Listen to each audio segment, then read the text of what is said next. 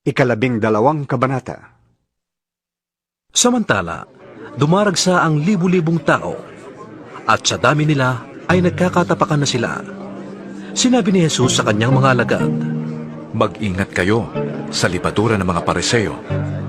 ang tinutukoy niya ay ang pagkukunwari ng mga Pariseo. Walang natatago na di malalantad, at walang nalilihim na di mabubunyag. Ang sinabi ninyo sa dilim ay maririnig sa liwanag, at ang ibinulong ninyo sa loob ng silid ay pagsisigawan sa lansangan. Sinasabi ko sa inyo, mga kaibigan, huwag kayong matakot sa mga taong pumapatay ng katawan. Subalit maliban dito ay wala nang magagawa pa. Sasabihin ko sa inyo kung sino ang dapat ninyong katakutan. Ang katakutan ninyo ay yung pagkatapos na pumatay ay may kapangyarihan pang magtapon sa impyerno. Sinasabi ko sa inyo, ang Diyos ang dapat ninyong katakutan. Hindi ba't ipinagbibili ang 5 maya sa halagang 2 pera lamang? Gayunman, kahit isa sa kanila'y hindi pinababayaan ng Diyos. Maging ang buhok ninyo'y bilang niyang lahat. Kaya, huwag kayong matakot. Higit kayong mahalaga kaysa mga maya. Sinasabi ko rin sa inyo, ang sino mang kumikilala sa akin sa harap ng mga tao, ay kikilalanin din ng anak ng tao sa harap ng mga anghel ng Diyos. Ngunit ang magkaila sa akin sa harap ng mga tao, ay ikakaila ko rin naman sa harap ng mga anghel ng Diyos. Ang sinumang magsasalita laban sa anak ng tao ay mapapatawad. Ngunit, ang sinumang lumapastangan sa Espiritu Santo ay hindi mapapatawad. Kapag kayo'y dinala nila sa sinagoga o sa harap ng mga tagapamahala at ng mga may kapangyarihan upang litisin, huwag ninyong isipin kung paano ninyong ipagtatanggol ang inyong sarili o kung ano ang inyong sasabihin. Sapagkat sa oras na yon, ang Espiritu Santo ang magtuturo sa inyo kung ano ang dapat niyong sabihin. Sinabi kay Jesus ng isa sa mga naroroon, Guro, iutos nga po ninyo sa kapatid kong ibigay niya sa akin ang bahagi ko sa aming mana. Sumagot siya, Sino ang naglagay sa akin bilang hukom o tagapaghati ng mana ninyo? at sinabi niya sa kanilang lahat, Mag-ingat kayo sa lahat ng uri ng kasakiman, sapagkat ang buhay ng tao ay wala sa dami ng kanyang kayamanan. Pagkatapos, isinalaysay ni Jesus ang isang talinghaga. Isang mayaman ang umani ng sagana sa kanyang bukirin. Kaya't nasabi niya sa sarili, anong gagawin ko ngayon? Wala na akong paglagyan ng aking ani. Alam ko na. Ipagigiba ko ang aking mga kamalig at magpapatayo ako ng mas malalaki. Doon ko ilalagay ang aking ani at ibang ari-arian. Pagkatapos, ay sasabihin ko sa aking sarili, Hayan, marami ka nang naipon para sa mahabang panahon. Kaya't mamahinga ka na lamang, kumain, uminom at magpasarap sa buhay. Ngunit sinabi sa kanya ng Diyos, Hangal, sa gabi ring ito'y babawian ka na ng buhay. Kanino ngayon mapupunta ang mga inilaan mo para sa iyong sarili? Ganyan ang sasapitin ng sino mang nagtitipo ng kayamanan para sa sarili, ngunit dukha naman sa paningin ng Diyos. Sinabi pa ni Jesus sa kanyang mga alagad, Kaya't sinasabi ko sa inyo, huwag kayong mabahala tungkol sa pagkain kakailanganin ninyo para mabuhay, o tungkol sa damit na kakailanganin ng inyong katawan. Sapagkat ang buhay ay higit na mahalaga kaysa pagkain, at ang katawan kaysa pananamit. Tingnan ninyo ang mga uwak. Hindi sila nagtatanim ni umaani? Wala silang bodega ni kamalig. Ngunit, pinapakain sila ng Diyos. Higit kayong mahalaga kaysa mga ibon. Sino sa inyo ang makapagpapahaba ng kanyang buhay ng kahit isang oras sa pamamagitan ng pagkabalisa?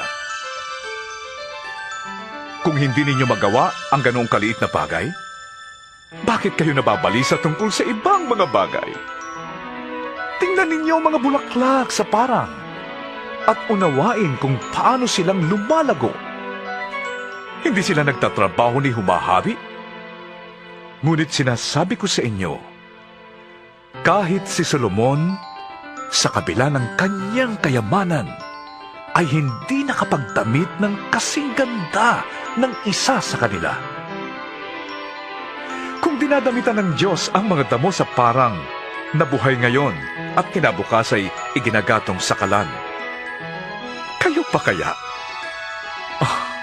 Kay liit ng inyong pananalig sa Kanya. Kaya't huwag kayong labis na mag-isip kung saan kayo kukuha ng kakainin at iinumin. Huwag kayong mabalisa. Ang mga bagay na ito ang pinagkakaabalahan ng mga taong di nananalig sa Diyos. Alam ng inyong Ama na kailangan ninyo ang lahat ng yan.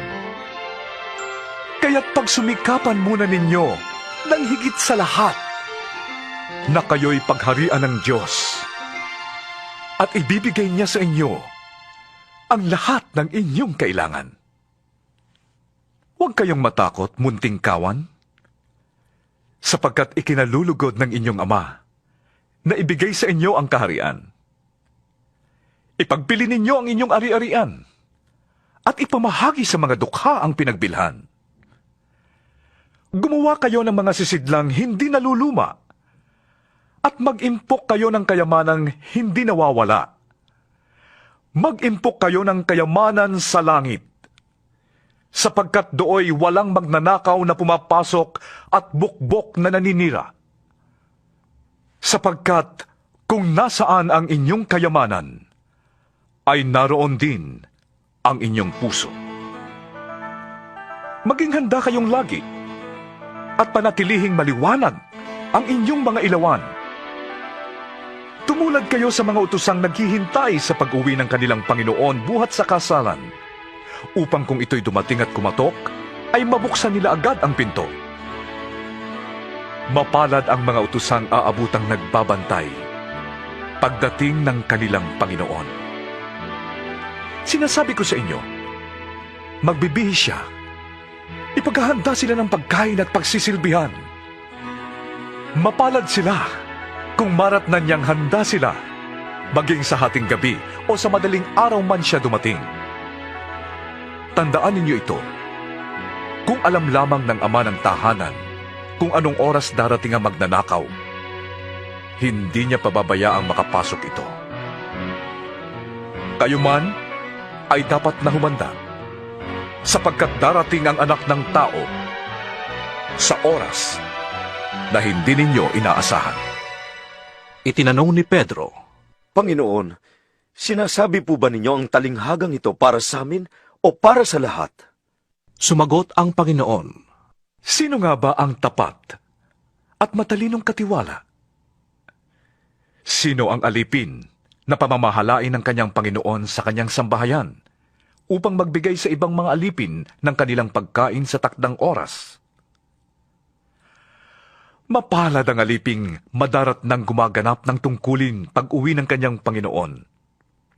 Sinasabi ko sa inyo, pamamahalain siya ng kanyang Panginoon sa lahat ng ari-arian nito. Ngunit kung sasabihin ng aliping yon sa kanyang sarili, matatagalan pa ang pag-uwi ng aking Panginoon, at dahil dito'y pagmamalupitan niya ang mga kasamahan niyang aliping lalaki at babae, at siya'y kakain, iinom at maglalasing. Darating ang kanyang Panginoon sa araw na hindi niya inaasahan at sa oras na hindi niya alam. Buong higpit siyang parurusahan ng kanyang Panginoon at isasama sa mga suwail. Ang alipin namang nakakaalam ng kalooban ng kanyang Panginoon, ngunit nagpapabaya o ayaw tumupad sa ipinagagawa nito, ay parurusahan ng mabigat. Ngunit ang aliping hindi nakakaalam ng kalooban ng kanyang Panginoon, magkulang man siya sa kanyang tungkulin, ay parurusahan ng magaan. Ang binigyan ng maraming bagay ay hahanapan ng maraming bagay. At ang pinagkatiwalaan ng lalong maraming bagay ay pananagutin sa lalong maraming bagay. Naparito ako upang magdala ng apoy sa lupa at sana'y nagliliyab na ito. May isang bautismo na dapat kong danasin at ako'y napapagapag hanggat hindi ito nagaganap. Akala ba ninyo'y naparito ako upang magdala ng kapayapaan sa lupa? Sinasabi ko sa inyo, hindi kapayapaan ang dala ko, kundi pagkakabahabahagi. Mula ngayon, ang 5 sa isang sambahayan ay mahahati, 3 laban sa 2, at 2 laban sa 3. Ang ama laban sa anak na lalaki, at ang anak na lalaki laban sa ama. Ang ina laban sa anak na babae, at ang anak na babae laban sa ina. Ang biyanang babae laban sa manugang na babae, at ang manugang na babae laban sa biyanang babae. Sinabi rin ni Jesus sa mga tao, Kapag nakita ninyong kumakapal ang ulap sa kanluran, sinasabi ninyong uulan. At ganun nga ang nangyayari. At kung umiihip ang hanging timog, ay sinasabi ninyong iinit. At nagkakaganoon nga. Mga mapagkunwari. Marunong kayong umunawa ng palatandaan sa lupa at sa langit. Bakit hindi ninyo nauunawaan ang mga tanda ng kasalukuyang panahon? Bakit hindi ninyo mapagpasyahan kung ano ang dapat ninyong gawin? Kapag ikaw ay isinakdal, makipag-ayos ka sa nagsasakdal sa iyo habang may panahon. Baka kalad ka rin kanya sa hukuman at ibigay ka ng hukom sa tanod at ibilanggo kanya. Sinasabi ko sa iyo, hindi ka makakalabas doon hanggat hindi mo nababayaran ang kahuli-hulihang sentimo. 13 Kabanata. Dumating noon ang ilang tao at ibinalita kay Jesus na ipinapatay ni Pilato ang ilang Galileo habang ang mga ito'y nag-aalay sa Diyos. Sinabi niya sa kanila, Akala ba ninyo, dahil sa sinapit ng mga taga-Galileyang yon ay sila na ang pinakamasama sa lahat ng mga taga-Galileya? Hindi. Ngunit sinasabi ko sa inyo, kapag hindi ninyo tinalikdan ang inyong mga kasalanan, mapapahamak din kayong lahat. At ang 18 namatay nang mabagsakan ng tore sa Siloe, sa akala ba ninyo'y higit silang makasalanan kaysa ibang naninirahan sa Jerusalem? Hindi. Ngunit sinasabi ko sa inyo, kapag hindi ninyo tinalikdan ang inyong mga kasalanan, mapapahamak din kayong tulad nila. Sinabi pa sa kanila ni Jesus ang talinghagang ito, May isang taong may tanim na puno ng igos sa kanyang ubasan. Minsan, tiningnan niya kung may bunga ang puno. Ngunit wala siyang nakita. Dahil dito, sinabi niya sa tagapag-alaga ng ubasan, 3 taon na akong pumaparito at naghahanap ng bunga sa punong ito, ngunit wala akong makita. Putulin mo na. Nakakasikip lang yan. Ngunit sumagot ang tagapag-alaga, Huwag po muna nating putulin sa taong ito. Huhukayin ko ang palibot at lalagyan ng pataba. Baka po sakaling mamunga na sa darating na taon. Kung hindi pa, ipaputol na po ninyo. Isang araw ng pamamahinga, si Jesus ay nagtuturo sa isang sinagoga. May isang babae roon na 18 taon nang may karamdamang likha na isang masamang espiritu. Siya'y hukot na hukot at hindi na makauna.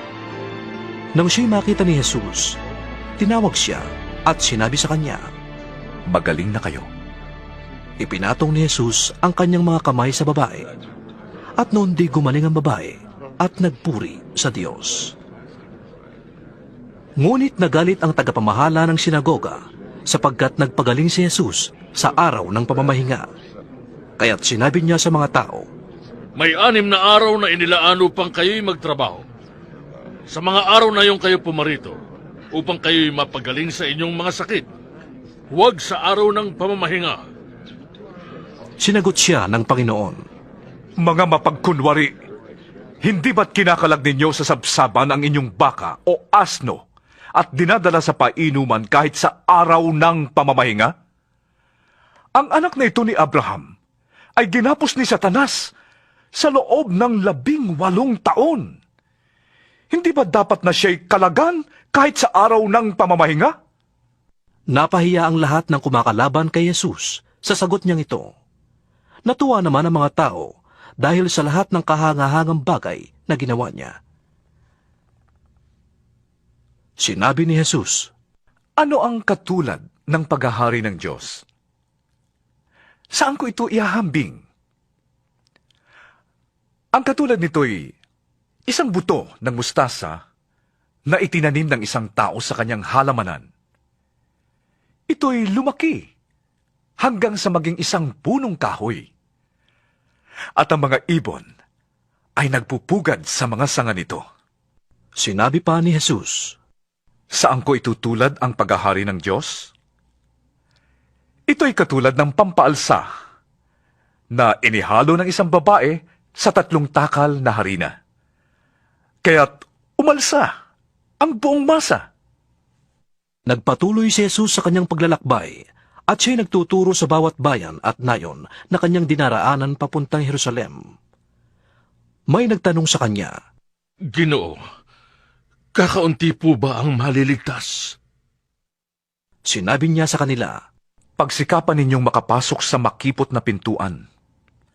Sinasabi ko sa inyo, marami ang magpipilit na pumasok, ngunit hindi makakapasok. Kapag ang pinto ay isinara na ng puno ng sambahayan, magtitiis kayong nakatayo sa labas at katok ng katok. Sasabihin ninyo, Panginoon, papasukin po ninyo kami. Ngunit sasabihin niya sa inyo, hindi ko kayo nakikilala. Sasabihin naman ninyo, kumain po kami at uminom na kasalo ninyo at nagturo pa kayo sa aming mga lansangan. Sasabihin naman niya, hindi ko kayo nakikilala. Lumayo kayo sa akin, kayong lahat na mapaggawa ng masama. Tatangis kayo at magngangalit ang mga ngipin kapag nakita ninyong nasa kaharian ng Diyos sina Abraham, Isaac at Jacob, at ang lahat ng propeta, at kayo na may ipinagtabuyan sa labas.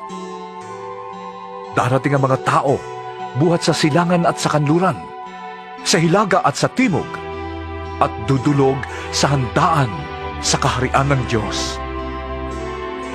Tunay ngang may nahuhuling mauuna at may nauunang mahuhuli. dumating noon ang ilang Pariseo at sinabi nila kay Jesus, Umalis na kayo rito, sapagkat ibig kayong ipapatay ni Herodes. Subalit sumagot siya, Sabihin ninyo sa asong gubat na yon na nagpapalayas pa ako ngayon ng mga demonyo at nagpapagaling ng mga may sakit. Gayon din ang gagawin ko bukas, at sa 3 araw ay tatapusin ko ang aking gawain. Ngunit dapat akong magpatuloy sa aking lakad ngayon, bukas at sa makalawa, sapagkat hindi dapat mamatay sa labas ng Jerusalem ang isang propeta. Jerusalem! Jerusalem! Pinapatay mo ang mga propeta at binabato ang mga sinugo ko sa iyo. Ilang beses kong sinikap na kupkupin ang iyong mga anak, gaya ng paglukob ng isang inahin sa kanyang mga sisiw. Ngunit ayaw mo, kaya't pababayaan ng lubusan ng iyong templo. Sinasabi ko sa iyo, hindi mo na ako makikita hanggang sa dumating ang oras na sasabihin mo, pagpalain nawa ang dumarating sa pangalan ng Panginoon. 14 na kabanata. Isang araw ng pamamahinga, si Jesus ay inanyayahang kumain sa bahay ng isang pinuno ng mga Pariseo at binabantayan nilang mabuti ang kanyang mga kilos.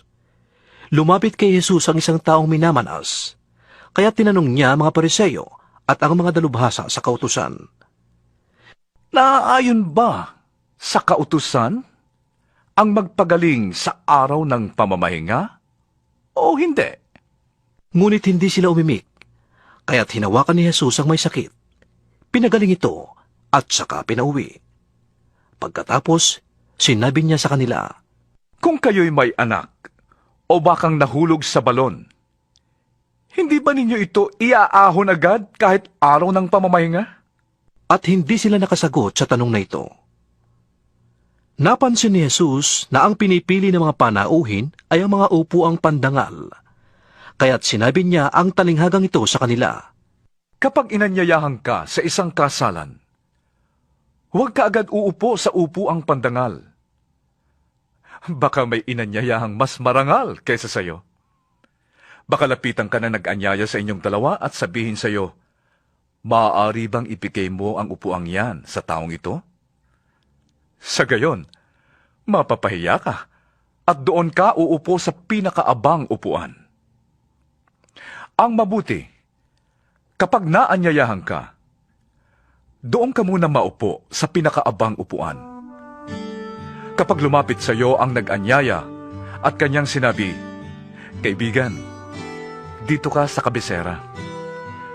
Magtatamo ka ng malaking karangalan sa harap ng lahat ng mga panauhin.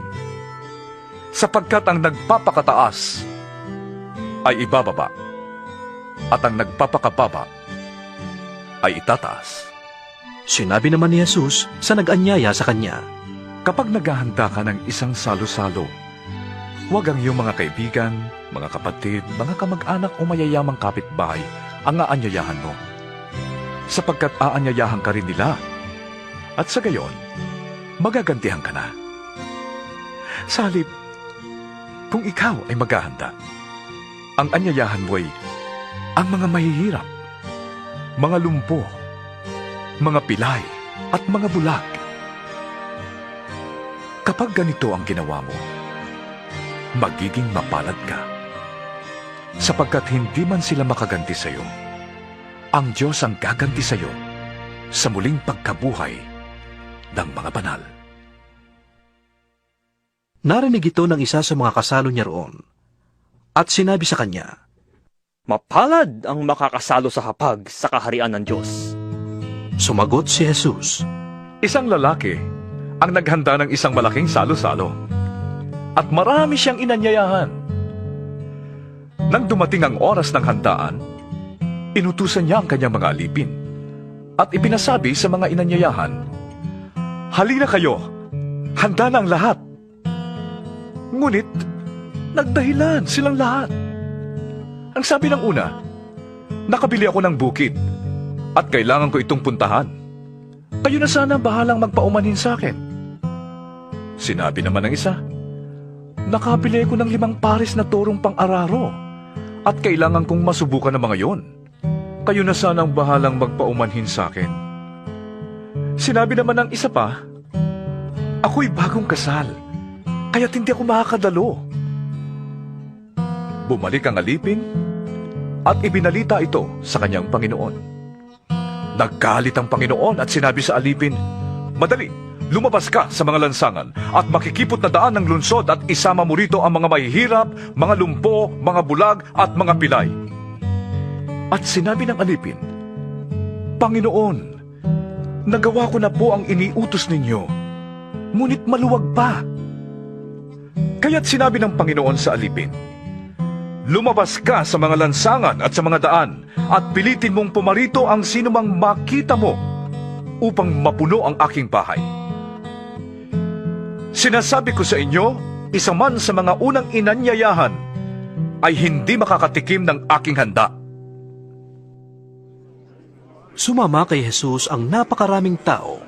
Humarap siya sa kanila at kanyang sinabi, Hindi maaaring maging alagad ko ang sino mang umiibig sa kanyang ama at ina, asawa at mga anak, mga kapatid, at maging sa sarili niyang buhay ng higit sa akin. Ang ayaw magpasa ng sarili niyang krus at sumunod sa akin, ay hindi maaaring maging alagad ko.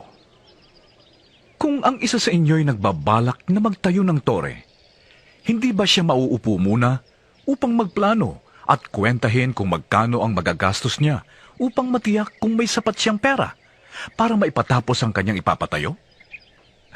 Baka matapos mailagay ang mga pundasyon, ay hindi naman mayari ang tore. Siya'y kukutyain lamang ng lahat ng makakakita niyon. Sasabihin nila, ang taong ito'y nagsimulang magtayo, ngunit hindi naman naipatapos. O sinong hari na makikipagdigma sa kapwa-hari ang hindi muna mauupo upang pag-aralang mabuti kung ang 10,000 kawal niya ay maisasagupa sa kalaban na may 20,000 kawal. At kung hindi niya kaya, malayo pa ang kalaban, ay magsusugo na siya ng mga kinatawan upang makipagkasundo. Gayon din naman, hindi maaaring maging alagad ko ang sino man kung hindi niya tatalikuran ang lahat sa kanyang buhay. Mabuti ang asin. Ngunit, kung ito'y mawala ng alat, paano pa ito mapapaalat na muli? Wala itong kabutihang maibibigay sa lupa o kahit sa tambakan man ng dumi. Kaya't ito'y itinatapon na lamang. Makinig ang may pandinig. 15 kabanata. Isang araw, ang mga maniningil ng buwis at ang mga makasalanan ay lumapit kay Jesus upang makinig. Nagbulong-bulungan naman ang mga Pariseo at mga tagapagturo ng kautusan. Sabi nila, Ang taong ito'y nakikisama sa mga makasalanan at nakikisalo sa kanila. dahil dito, sinabi sa kanila ni Jesus ang talinghagang ito. Kung ang sino man sa inyo ay may 100 tupa at mawalan ng isa, anong gagawin niya?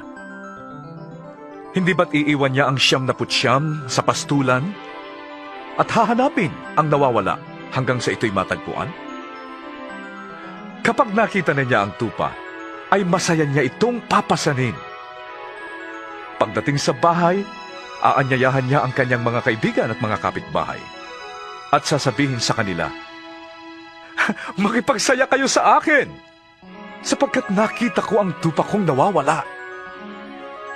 Sinasabi ko sa inyo, magkakaroon ng higit na kagalakan sa langit dahil sa isang makasalanang tumatalikod sa kasalanan kaysa 99 na matuwid na di nangangailangang magsisi.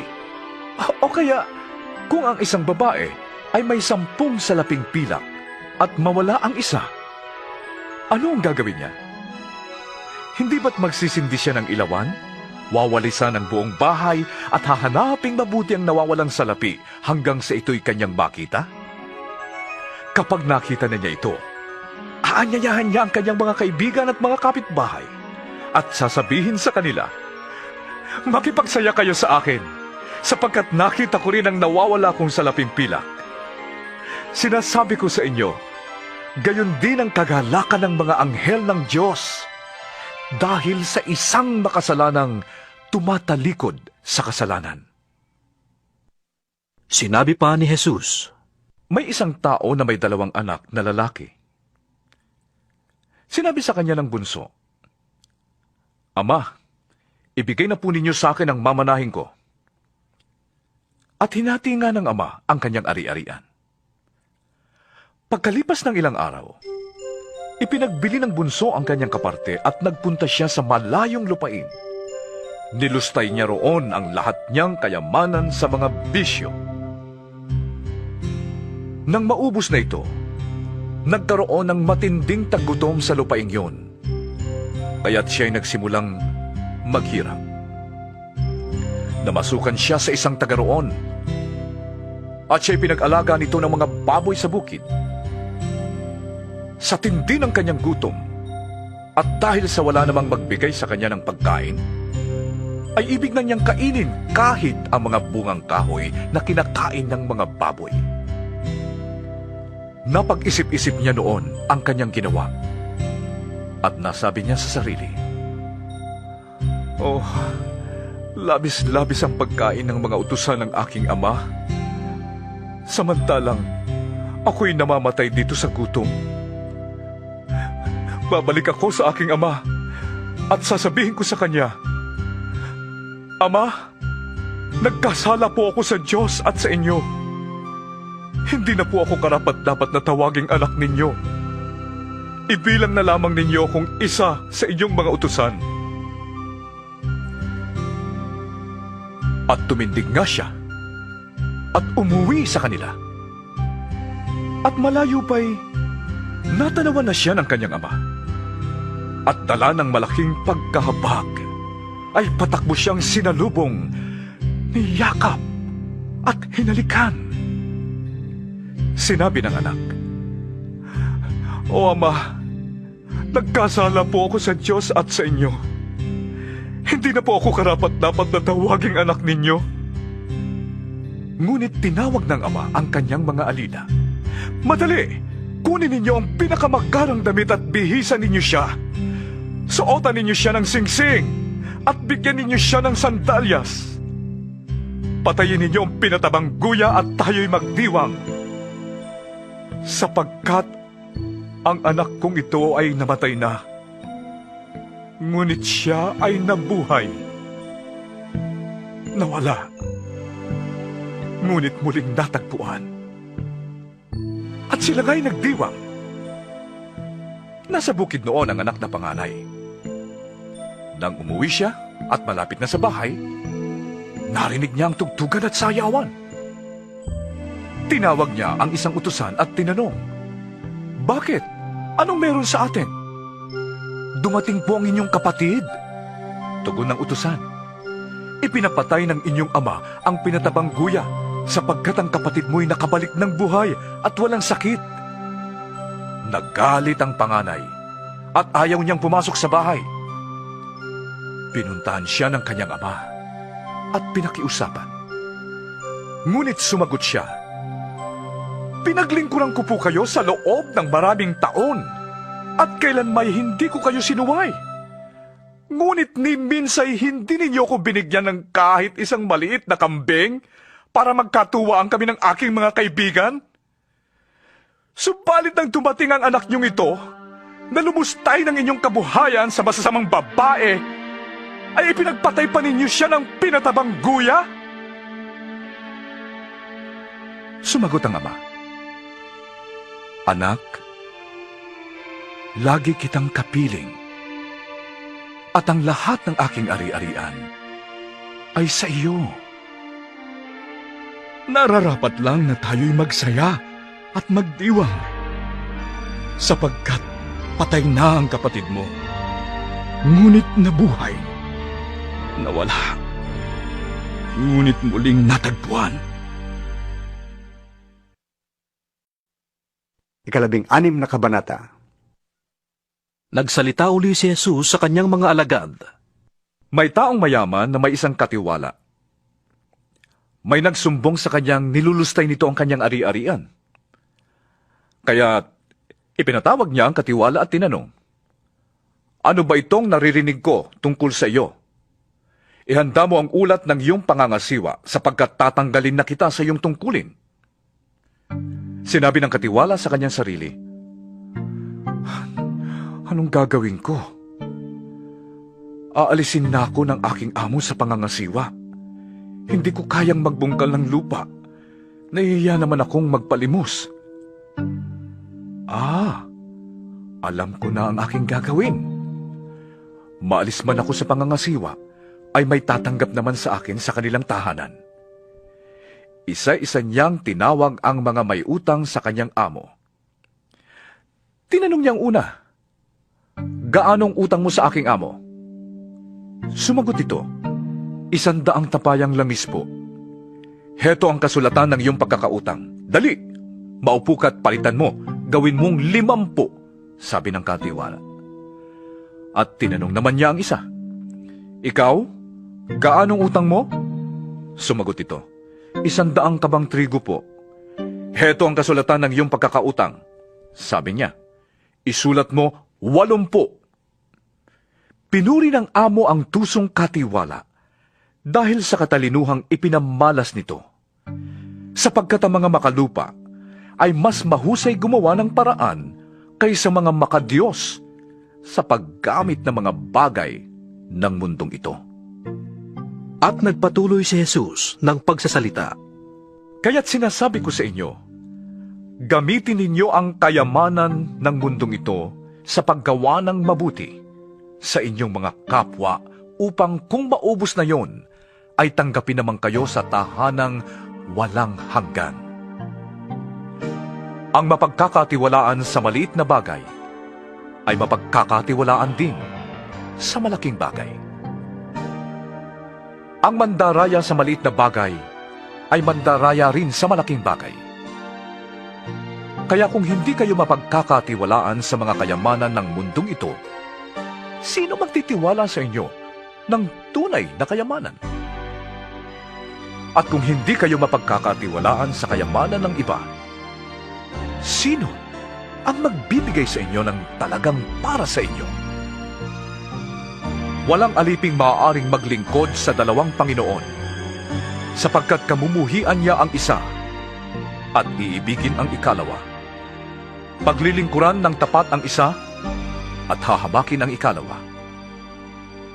Hindi kayo maaaring maglingkod sa Diyos at sa kayamanan. Nang marinig ito ng mga Pariseo, tinuya nila si Jesus sapagkat sakim sila sa salapi. Kaya't sinabi niya sa kanila, Nagpapanggap kayong matuwid sa harap ng mga tao, ngunit alam ng Diyos ang nilalaman ng inyong mga puso, sapagkat ang itinuturing na mahalaga ng mga tao ay kasuklam-suklam sa paningin ng Diyos. Ang kautusan ni Moises at ang sinulat ng mga propeta ay may bisa hanggang sa pagdating ni Juan na tagapagbautismo. Buhat noon ay ipinapangaral na ang magandang balita tungkol sa paghahari ng Diyos, at ang lahat ay nagpipilit na makapasok dito. Mas madali pang maglaho ang langit at ang lupa kaysa mawalan ng bisa ang kaliit-liitang titik ng kautusan. Ang lalaking humiwalay sa kanyang asawa at mag-asawa sa iba ay nagkakasala ng pangangalunya, at ang mag-aasawa naman sa babaeng hiniwalayan ay nagkakasala rin ng pangangalunya. May isang mayamang laging nagdaramit ng mamahalin at saganang-sagana sa pagkain araw-araw. May isa namang pulubing nagngangalang Lazaro na tadtad ng sugat at nakahiga sa may tarangkahan ng mayaman, sa hangad na matapunan man lamang ng mga mumong nahuhulog mula sa hapag ng mayaman. At dooy nilalapitan siya ng mga aso at dinidilaan ang kanyang mga sugat. Namatay ang pulubi, at siya'y dinala ng mga anghel sa piling ni Abraham. Namatay rin ang mayaman at inilibing. Sa gitna ng kanyang pagdurusa sa Hades, natanaw ng mayaman si Lazaro sa piling ni Abraham. Kaya't sumigaw siya, Amang Abraham, mahabag po kayo sa akin. Utusan po ninyo si Lazaro na isawsaw sa tubig ang dulo ng kanyang daliri at basain ang aking dila, sapagkat ako'y naghihirap sa apoy na ito. Ngunit sumagot si Abraham, Anak, alalahanin mong nagpasasa ka sa buhay noong ikaw ay nasa lupa, at si Lazaro naman ay nagtiis ng kahirapan. Subalit ngayon, ay maligaya siya rito, samantalang ikaw na may nagturo sa riyan. Bukod dito, may malaking bangin sa pagitan natin, kaya't ang mga naririto ay hindi makakapunta dyan, at ang mga naririyan ay hindi makakapunta rito. At sinabi ng mayaman, Kung gayon po, Amang Abraham, ipinapakiusap ko pong papuntahin na lamang ninyo si Lazaro sa bahay ng aking ama, sa aking 5 kapatid na lalaki.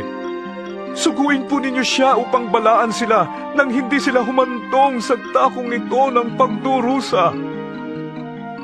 Ngunit sinabi sa kanya ni Abraham, Nasa kanila ang mga sinulat ni Moises at ng mga propeta. Yon ang kanilang sundin. Hindi po sapat ang mga yon, tugon ng mayaman. Ngunit kung magpapakita sa kanila ang isang patay na muling nabuhay, tatalikdan nila ang kanilang mga kasalanan. Sinabi sa kanya ni Abraham, kung ayaw nilang sundin ang mga sinulat ni Moises at ng mga propeta, hindi rin nila paniniwalaan kahit ang isang patay na muling nabuhay. 17 kabanata. Sinabi ni Jesus sa kanyang mga alagad, Hindi mawawala ang mga sanhi ng pagkakasala, ngunit kakilakilabot ang sasapitin ng taong panggagalingan yon. Mabuti pa sa kanya ang bitinan ng isang gilingang bato sa leeg at itapon sa dagat, kaysa maging sanhi ng pagkakasala ng isa sa maliliit na ito. Kaya't mag-ingat kayo. Kung magkasala sa iyo ang kapatid mo, pagsabihan mo. At kung siya'y magsisi, patawarin mo. Kung 7 ulit siyang magkasala sa iyo sa maghapon, at 7 ulit ding lumapit sa iyo at sabihin niyang, nagsisisi ako, kailangang patawarin mo siya. sinabi ng mga apostol sa Panginoon. Dagdagan po ninyo ang aming pananampalataya. Tumugon ang Panginoon. Kung ang inyong pananampalataya ay maging sinlaki man lamang ng buto ng mustasa, masasabi ninyo sa punong ito ng sikomoro, mabunot ka at matanim sa dagat, at susundin kayo nito. Sino sa inyo magsasabi sa kanyang aliping kagagaling sa pag-aararo o pagpapastol ng mga tupa sa bukid, halika at kumain ka na? Hindi ba't ang sasabihin ninyo'y, ipaghanda mo ko ng hapunan, magbihis ka at silbihan mo ko habang ako'y kumakain. Pagkakain ko, saka ka kumain. Pinasasalamatan ba ng amo ang kanyang alipin dahil sinunod siya nito? Ganon din naman kayo. Kapag nagawa na ninyo ang lahat ng iniutos sa inyo, sabihin ninyo, kami mga aliping walang kabuluhan, tumutupad lamang kami sa aming tungkulin. Sa paglalakbay ni Jesus papuntang Jerusalem, nagdaan siya sa hangganan ng Samaria at Galilea. Nang papasok na siya sa isang nayon, sinalubong siya ng 10 ketongin. Tumigil ang mga ito sa may kalayuan at sumigaw, Jesus, Panginoon, mabag po kayo sa amin. Pagkakita sa kanila ay sinabi ni Jesus, Lumakad na kayo at magpatingin sa mga pare. Habang sila'y naglalakad, gumaling sila. Nang mapuna ng isa na siya'y magaling na, nagbalik siyang sumisigaw ng pagpupuri sa Diyos. Nagpatira pa siya sa paanan ni Jesus at nagpasalamat. Ang tao ito'y Samaritan. Hindi ba 10 ang pinagaling? Tanong ni Jesus, Nasaan ang siyam? Wala bang nagbalik upang magpuri sa Diyos kundi ang dayuhang ito? sinabi ni Jesus sa kanya, Tumindig ka at humayo. Pinagaling ka ng iyong pananampalataya. Minsan, si Jesus ay tinanong ng mga Pariseo kung kailan magsisimula ang paghahari ng Diyos. Sumagot siya, Walang makikitang palatandaan ng pagsisimula ng paghahari ng Diyos. At wala rin magsasabing nagsimula na ito dito o doon.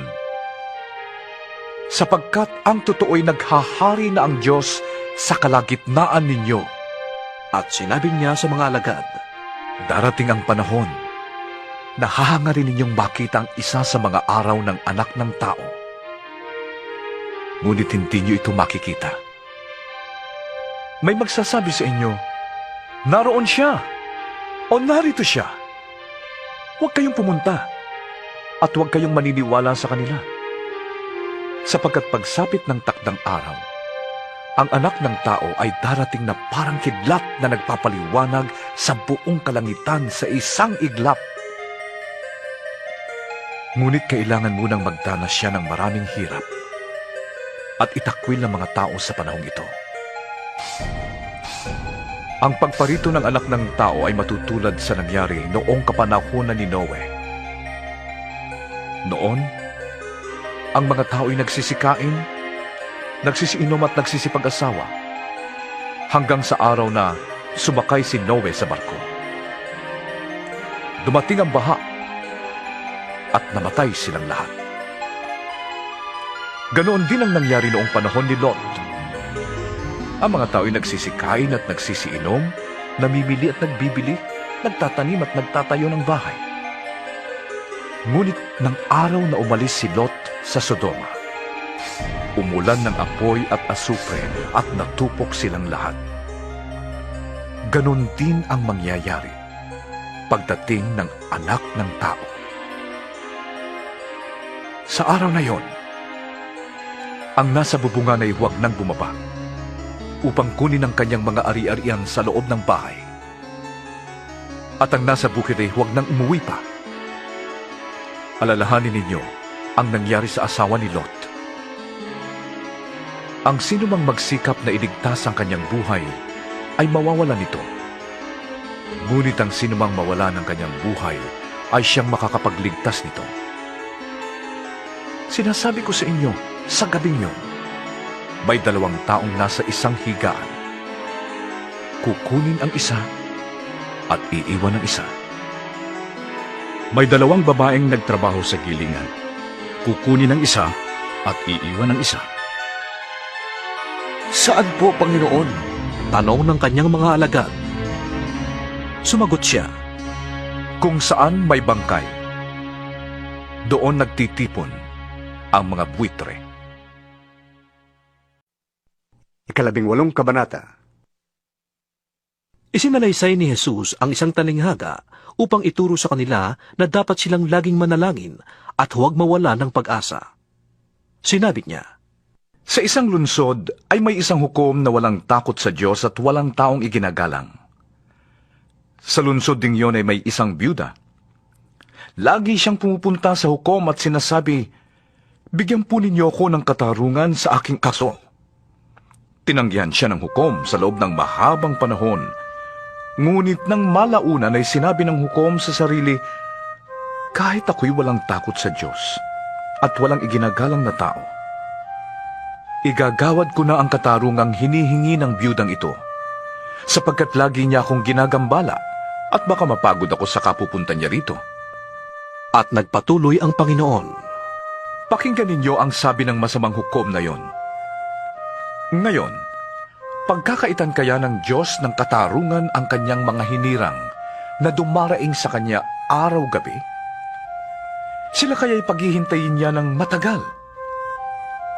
Sinasabi ko sa inyo, agad niyang igagawad sa kanila ang katarungan.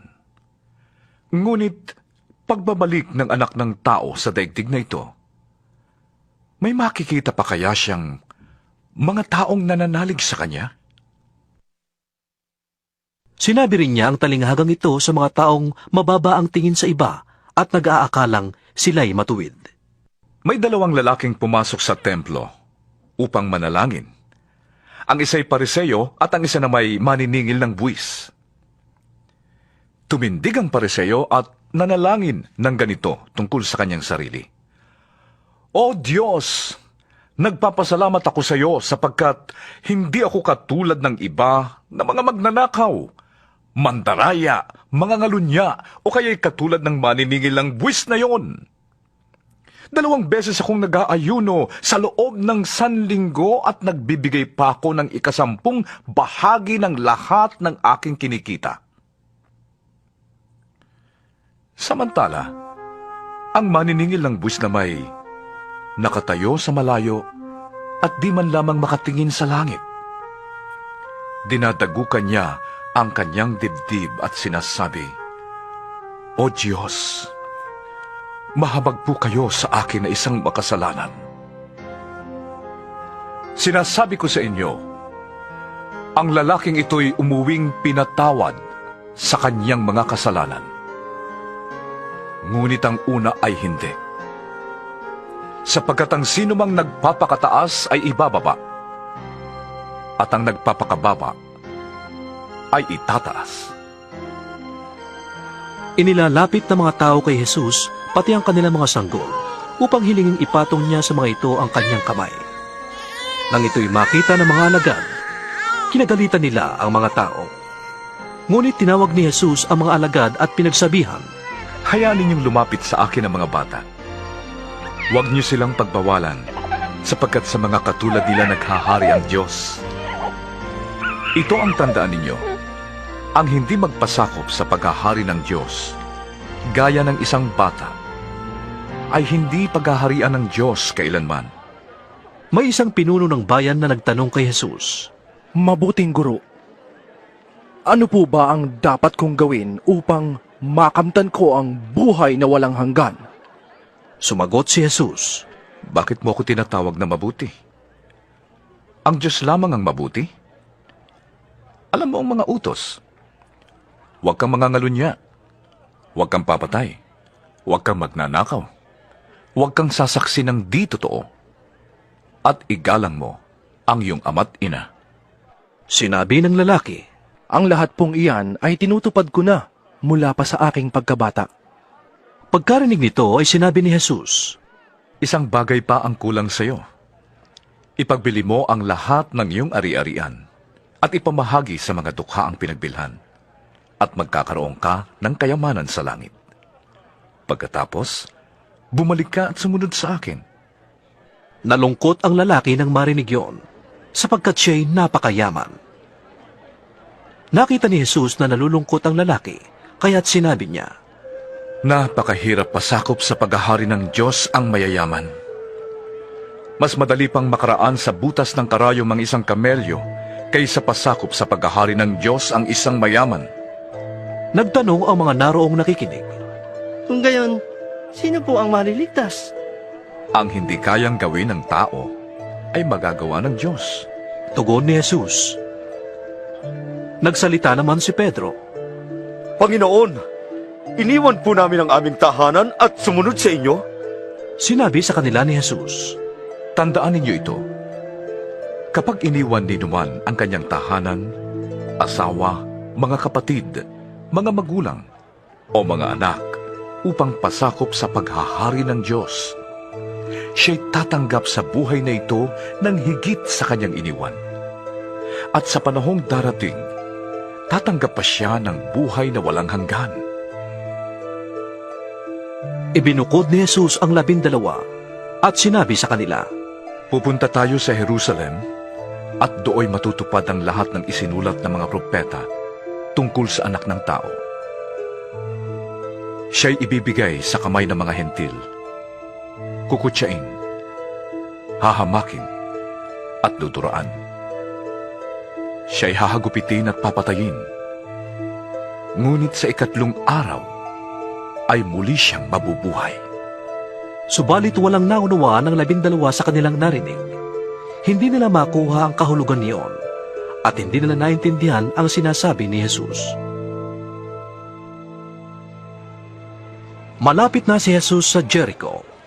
May isang lalaking bulag na nakaupo sa tabi ng daan at nagpapalimos. Nang marinig niyang nagdaraan ng maraming tao, itinanong niya kung ano ang nangyayari. Nagdaraan si Jesus na taga Nazaret. Sabi nila sa kanya. At siya'y sumigaw, Jesus! Anak ni David! Mamag po kayo sa akin! Sinasaway siya ng mga nasa unahan, ngunit lalo pa niyang nilakasan ang pagsigaw. Anak ni David! Mamag po kayo sa akin! Tumigil si Jesus at ipinatawag ang bulag. Paglapit ng bulag, ay tinanong siya ni Jesus. Anong gusto mong gawin ko para sa iyo? Panginoon, ibig ko po sanang makakitang muli. Sagot niya. At sinabi ni Jesus, Mangyari ang ibig mo. Pinagaling ka ng iyong pananampalataya. Noon di nakakita ang bulag at sumunod kay Jesus na nagpuri sa Diyos. Nang makita ito ng mga tao, silang lahat ay nagpuri sa Diyos. 19 na kabanata. Pumasok si Jesus sa Jericho at naglakad sa kabayanan. May isang tao roong ang pangalan ay Zaccheo, isang pinuno ng mga maniningil ng buwis at mayaman. Sinisikap niyang makita si Jesus upang makilala kung sino ito. Ngunit dahil sa siya'y pandak at sa dami ng tao, hindi niya ito makita. kaya't patakbo siyang nagpauna sa dadaanan ni Jesus at umakyat sa isang puno ng sikomoro. Pagtapat ni Jesus sa lugar na yon, tumingala siya kay Zakeo at sinabi, Zakeo, bumaba ka agad, sapagkat kailangan kong tumuloy ngayon sa iyong bahay. Nagmamadaling bumaba si Zakeo at tuwang-tuwang tinanggap si Jesus sa kanyang bahay. Lahat ng nakakita nito ay nagbulong-bulungan. Nakikituloy siya sa isang makasalanan? Sabi nila. Tumayo si Zakeo at sinabi niya kay Jesus, Panginoon, ipamimigay ko po sa mga dukha ang kalahati ng aking mga kayamanan. At kung ako'y may nadayang sinuman, 4 na ibayo ang isasauli ko sa kanya. At sinabi sa kanya ni Jesus, Ang kaligtasan ay dumating ngayon sa sambahayang ito, sapagkat anak din ni Abraham ang taong ito. Ang anak ng tao ay naparito upang hanapin at iligtas ang naliligaw. Nagpatuloy ng pagsasalita si Jesus sa mga taong naroon at nakikinig. Isinalaysay niya sa kanila ang isa pang talinghaga sapagkat malapit na siya sa Jerusalem at ang akala ng mga tao ay magsisimula na ang paghahari ng Diyos. Sinabi niya, May isang maharlikang pumunta sa malayong lupain upang gawing hari. At pagkatapos, siya ay babalik. Subalit bago siya umalis, tinawag niya ang 10 sa kanyang mga alipin at binigyan ang mga ito ng tig-1 gintong salapi. Sinabi niya sa kanila, Ipangalakal ninyo yan hanggang sa aking pagbabalik. Ngunit, galit sa kanya ang kanyang mga nasasakupan. Kaya't nagsugo sila ng kinatawan upang sabihin sa kinauukulan, Ayaw naming maghari sa amin ang taong yon. Gayunpaman, ay ginawa rin siyang hari. Nang makabalik na siya at magsimulang maghari, ipinatawag niya ang mga aliping binigyan ng gintong salapi upang malaman kung gaano ang tinubo ng bawat isa. Lumapit sa kanyang una at ganito ang sinabi, Panginoon, ang 1 gintong salaping ibinigay ninyo ay tumubo ng 10. Magaling, sagot niya, mabuting alipin.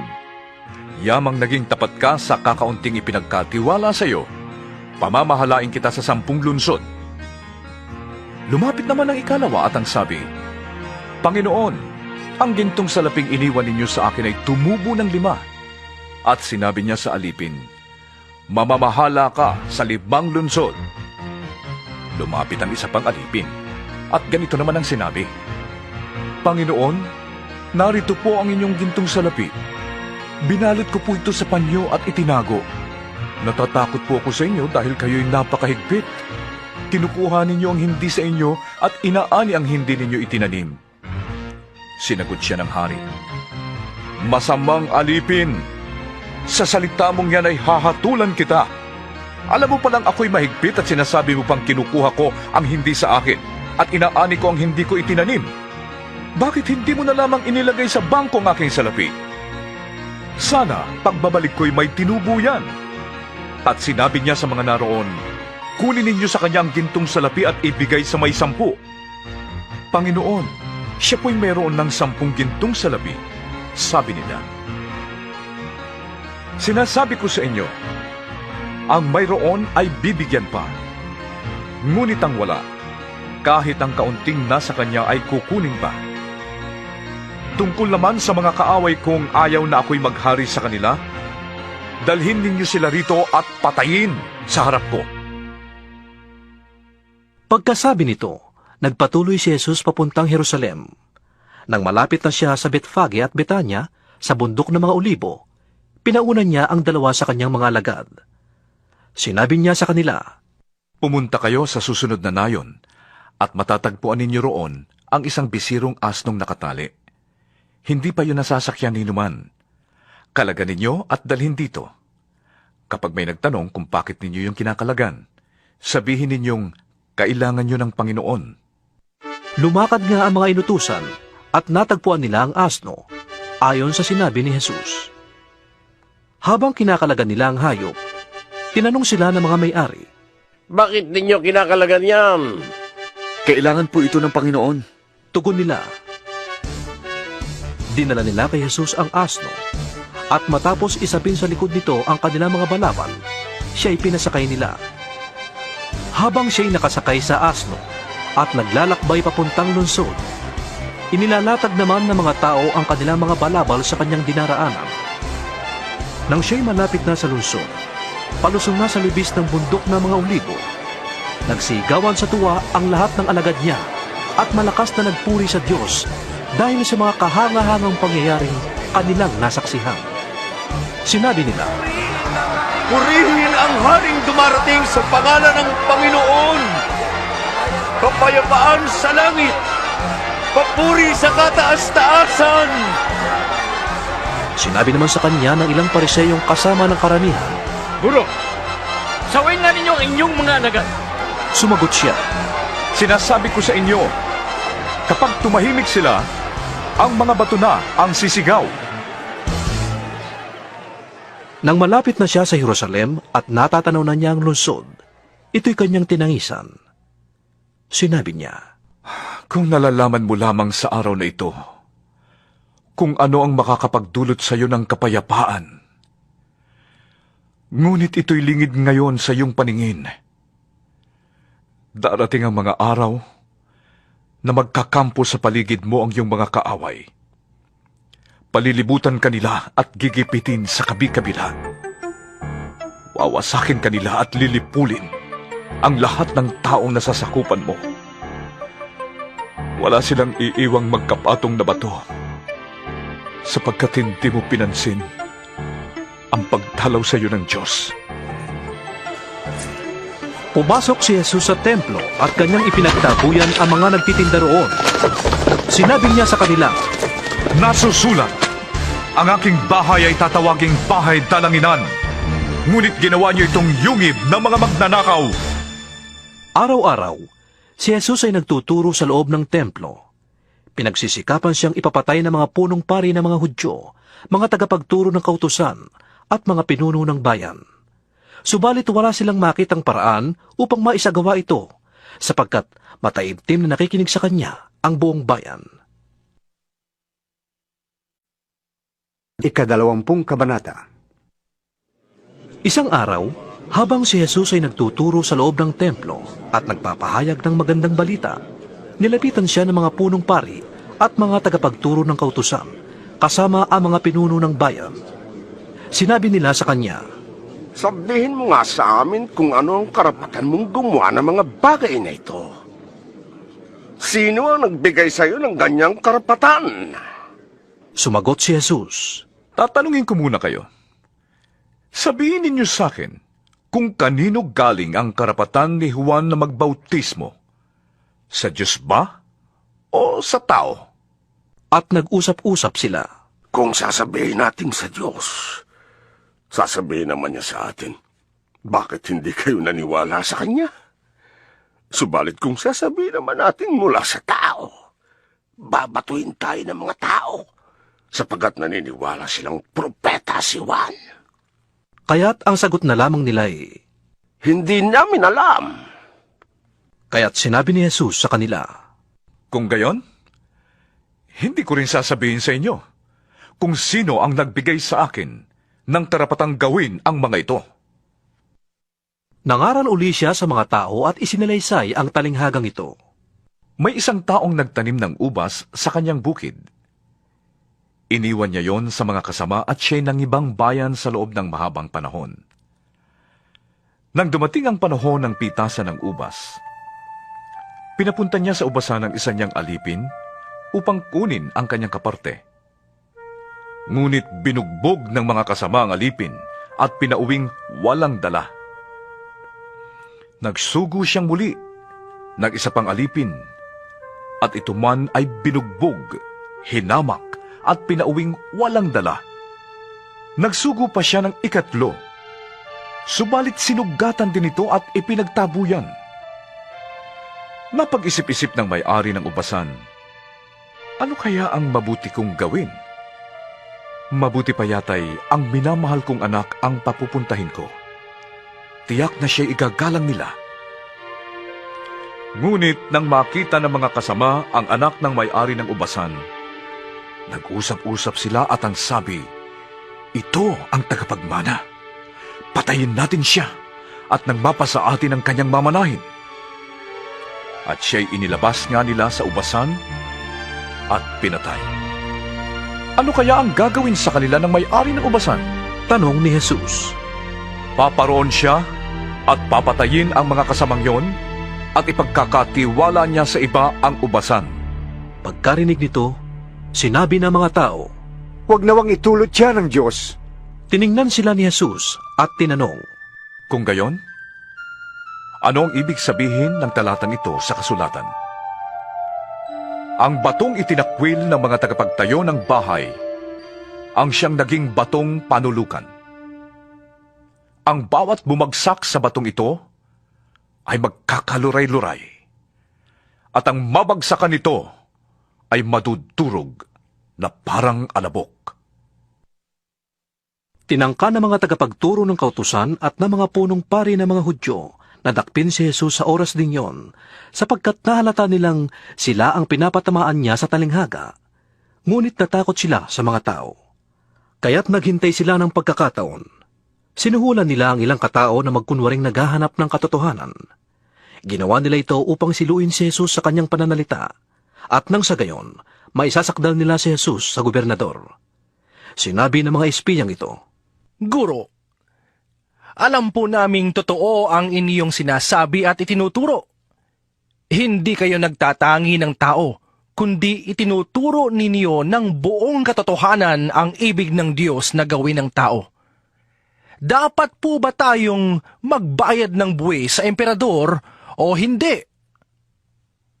Ngunit alam ni Jesus ang kanilang masamang layon, kaya't sinabi niya, Akin na ang 1 denaryo. Kanino ang larawan? At ang pangalang nakatitik dito? Sa emperador po. Tugon nila. Sinabi naman ni Jesus, Kung gayon, ibigay ninyo sa emperador ang para sa emperador, at sa Diyos ang para sa Diyos. Nabigo sa harap ng madla ang hangarin nilang masilo siya sa kanyang pananalita. At sa kanilang pagkagulat sa kanyang sagot, hindi sila nakaimik. Ilang Saduseyo naman ang lumapit kay Jesus. Ang mga Saduseyo ay nagtuturo na hindi muling mabubuhay ang mga patay.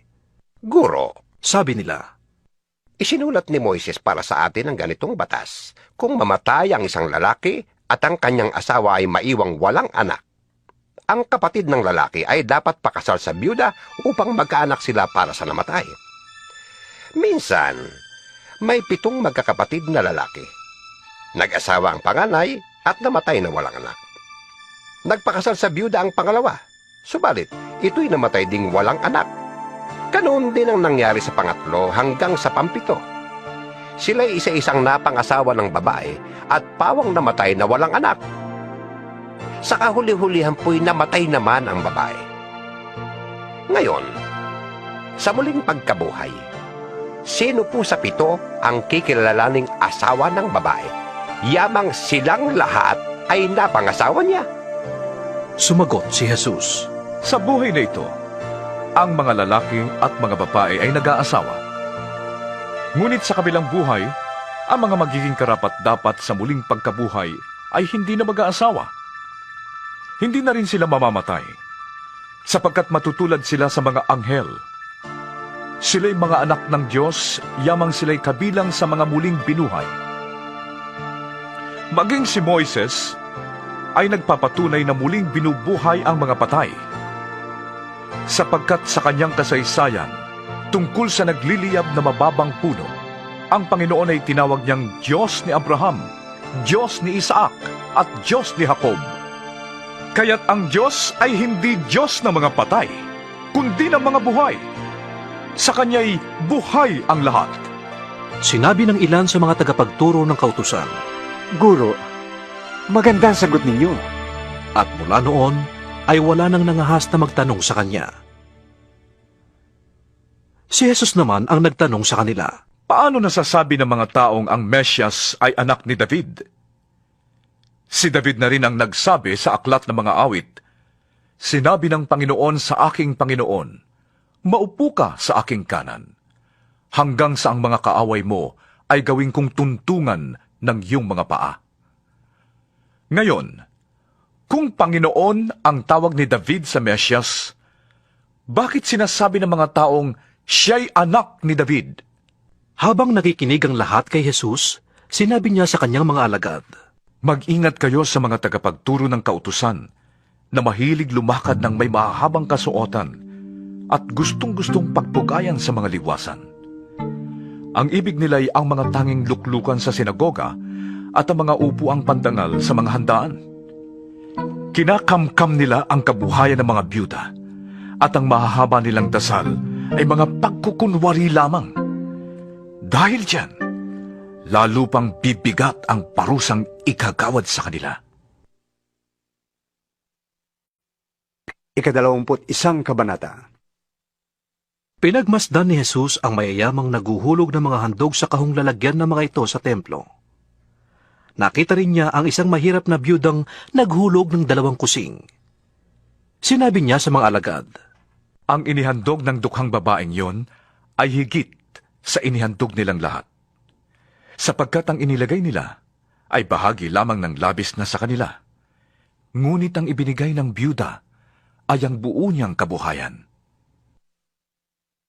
May ilang tao namang nag-uusap tungkol sa templo. Pinag-uusapan nila ang naglalakihan at magagandang batong ginamit dito at ang mga palamuting inihandog ng mga tao. Kaya't sinabi sa kanila ni Jesus, Darating ang panahon na ang lahat ng nakikita ninyong yan ay iguguho at walang maiiwang magkapatong na mga bato. Tinanong nila si Jesus, Guro, kailan po mangyayari yun? At anong magiging palatandaang yun ay magaganap na? Sumagot si Jesus, Mag-ingat kayo upang hindi kayo mailigaw ni numan. Marami ang darating sa aking pangalan at magsasabi, Ako ang Kristo. At dumating na ang panahon. Huwag kayong susunod sa kanila. Huwag kayong mababagabag kung makabalita man kayo ng mga tigmaan at mga himagsikan. Dapat munang mangyari ang mga yon, ngunit hindi darating kaagad ang wakas. at sinabi pa niya, Makikipagtigma ang bansa laban sa kapwa-bansa at ang kaharian sa kapwa-kaharian. Magkakaroon ng malalakas na lindol, ng tagutom at mga salot sa iba't ibang dako. May lilitaw na mga kakilakilabot na bagay at mga kakilakilalas na tanda buhat sa langit. Ngunit bago mangyari ang lahat ng ito, kayo'y huhulihin at uusikin. Kayo'y lilitisin sa mga sinagoga at ipabibilanggo. At dahil sa pagsunod ninyo sa akin, isasakdal kayo sa harap ng mga hari at mga gobernador. Iyon ang pagkakataon ninyo upang makapagpatotoo tungkol sa akin. Ipanatag ninyo ang inyong kalooban at huwag ninyong isipin kung paano ninyo ipagtatanggol ang inyong sarili. Sapagkat bibigyan ko kayo ng katalinuhan at ng pananalitang hindi kayang tutulan o pabulaanan ng sinuman sa inyong mga kaaway. Ipapahamak kayo ng inyong mga magulang, mga kapatid, mga kamag-anak at mga kaibigan, at ipapapatay nila ang ilan sa inyo. Kapupuotan kayo ng lahat dahil sa akin. Ngunit hindi kayo malalagasan kahit isang hibla ng buhok. Sa inyong pagtitiis, ay maililigtas ninyo ang inyong buhay. Kapag nakita ninyong napapaligiran na ng mga hukbo ang Jerusalem, tandaan ninyo, malapit na ang pagkawasak nito. Ang mga nasa Judea ay dapat nang tumakas papunta sa kabundukan. Ang mga nasa bayan ay dapat nang lumabas. At ang mga nasa bukid ay huwag nang pumasok sa bayan. Sapagkat yon ang mga araw ng pagpaparusa bilang katuparan ng mga sinasabi sa kasulatan. Kawawa ang mga nagdadalang tao at ang mga nagpapasuso sa mga araw na yon, sapagkat magkakaroon ng malaking kapighatian sa lupaing ito, dahil parurusahan ng Diyos ang bansang ito. Mamamatay sila sa tabak, at ang iba'y dadalhing bihag sa lahat ng bansa. Ang Jerusalem ay yuyurakan ng mga hintil hanggang sa matapos ang panahong itinakda sa kanila. Magkakaroon ng mga tanda sa araw, sa buwan, at sa mga bituin. Sa lupa, ang mga bansa ay masisindak at malilito dahil sa ugong at mga daluyong ng dagat. Ang mga tao ay hihimatayin sa takot dahil sa pag-iisip sa mga kapahamakang darating sa sanlibutan, sapagkat mayayanig ang mga kapangyarihan sa langit. Sa panahong yun, makikita nila ang anak ng taong dumarating na nasa alapaap at may kapangyarihan at dakilang karangalan. Kapag nagsimula ng mangyari ang mga ito, magalak kayo, sapagkat malapit na ang inyong katubusan. At sinabi sa kanila ni Jesus ang isang talinghaga. Tingnan ninyo ang puno ng igos at iba pang punong kahoy. Kapag nagkakadahon na ito, alam ninyong malapit na ang tag-araw. Gayon din naman, kapag nakita ninyong nangyayari na ang mga sinabi ko, malalaman ninyong malapit na ang paghahari ng Diyos. Tandaan ninyo, magaganap ang lahat ng ito bago mamatay ang lahat ng taong nabubuhay sa ngayon. Mawawala ang langit at ang lupa, ngunit hindi ang aking mga salita.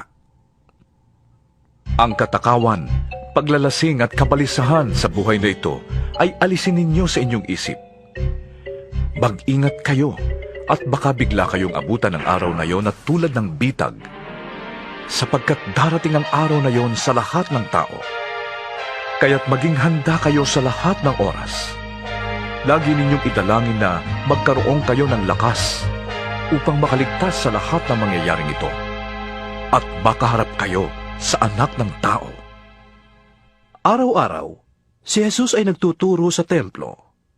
Kung gabi na may umaalis siya at nagpapalipas ng magdamag sa bundok ng mga olibo, maaga pa'y pumupunta na sa templo ang mga tao upang makinig sa kanya. 22 kabanata. Nalalapit na ang pista ng tinapay na walang pampaalsa na tinatawag ding pista ng Paskwa. Ang mga punong pari ng mga Hudyo at mga tagapagturo ng kautusan ay naghahanap ng paraan upang mapatay nila si Jesus.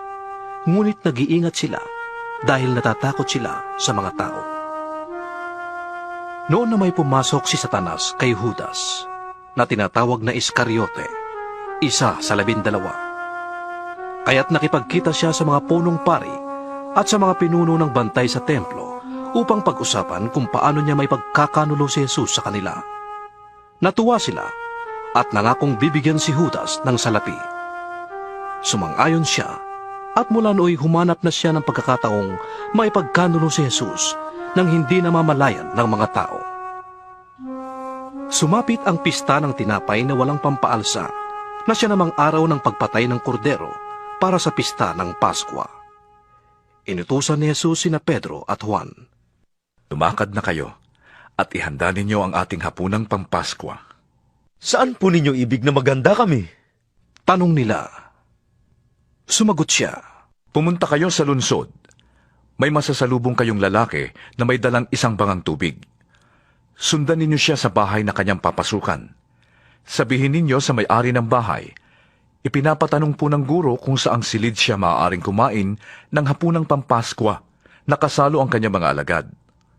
Ituturo niya sa inyo ang isang malaking silid sa itaas na may nakahanda ng kagamitan. Doon kayo maghanda. Lumakad sila at natagpuan nga nila ang lahat ayon sa sinabi ni Jesus at inihanda nila ang hapunang pampaskwa.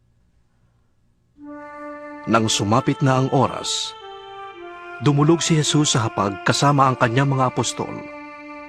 Sinabi niya sa kanila, Malaon ko nang inaasam-asam na makasalo kayo sa hapunang pampaskwa bago ako maghirap. Sinasabi ko sa inyo, hindi na ako muling kakain ito hanggang sa ito'y maging ganap sa kaharian ng Diyos.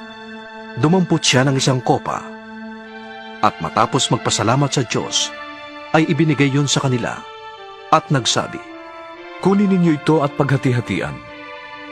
Sinasabi ko sa inyo, mula ngayon hindi na ako iinom nitong katas ng ubas hanggat hindi sumasapit ang kaharian ng Diyos.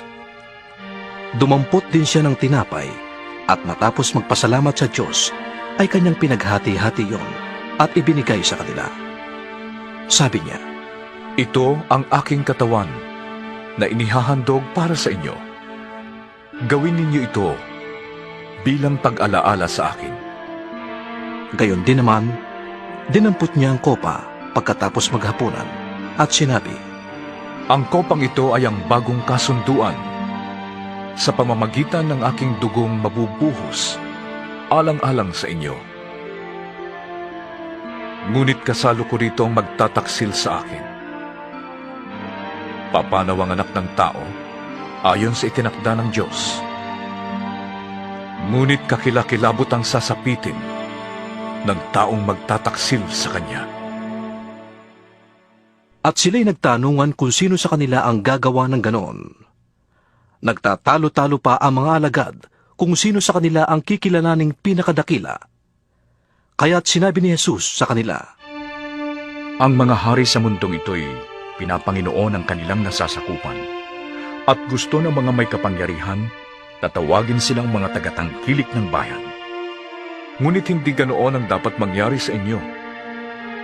Sa halip, ang pinakadakila ang dapat lumagay na pinakamababa.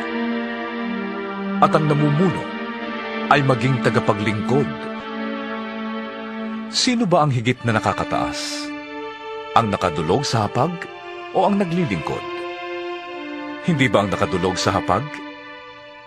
Ngunit ako'y kasama ninyo bilang isang naglilingkod. Kayo ang nanatiling kasama ko sa mga pagsubok sa akin.